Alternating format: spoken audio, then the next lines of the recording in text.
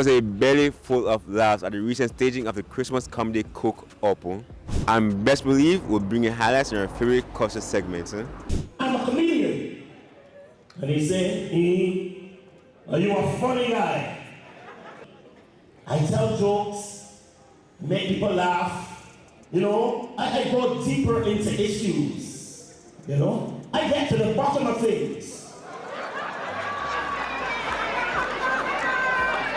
It was a wonderful experience. I really want to thank the Jamaican audience. I felt the love on the stage, the MC, everything was well organized. What I must commend the promoter for, IT and his team, is that everything was well organized. From the sound cues, to the timing, to the lighting, I appreciated everything. And more importantly, the audience was able to identify what my comedy said, and I loved it. We have a bathroom at the number 2 with the air freshener. A girlfriend come inside there with a conversation with me. And she talked about it and said, oh man, the girl that loves me. Only to find out she has COVID. She couldn't smell a thing. So what was so special about tonight's presentation for you? You know, sir, tonight's show, the reason why it's so special tonight is because I've been doing it so much years at this venue. As a matter of fact, this show is a called Comedy Cook Up. I've been doing it so much years that sometimes you go up on stage and I say to myself, when we do last year, when we not do last year. So if it's carve out something and try to dip in and put that thing together and still come across funny, is a blessing.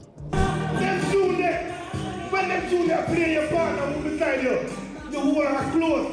It's amazing because them time there, you hold the girl, you're looking at her face and she knows how you should dance with. Nowadays, them go some.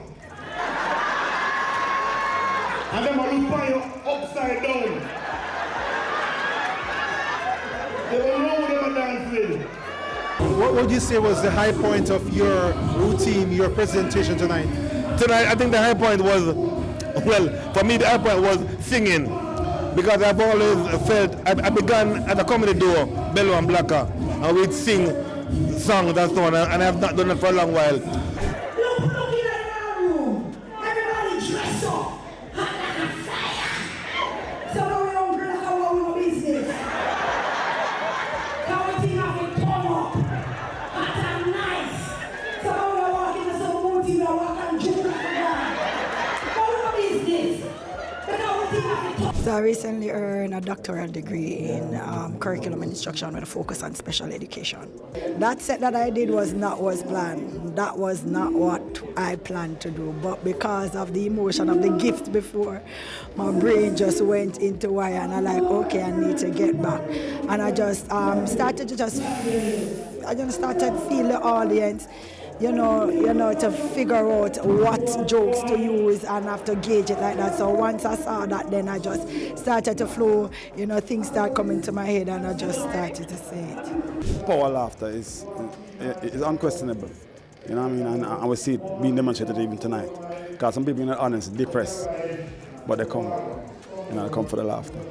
How has the event evolved over the years since 2004? Whoa, tremendously, because time has changed tremendously. Technology is an important part of the change. The macro space is changing. So in the selecting of even the performance, we have to think about now how do we find performance now to keep it fresh. Particularly this year, we say, okay, look, what can we do that we didn't do last year or the year before? And so, okay, let's go to carry comedy, It has changed tremendously. Jay, who is this great woman? Obviously, Miss Lou. It could be anybody. What's her full name? You put me on the spot right now. Miss Lou, of course. Louise. Oh, Louise Bennett, yes. Louise. Say it after me. Louise. Bennett. Coverly. Coverly. All right, sir. Me just teach him something, guys. Big up.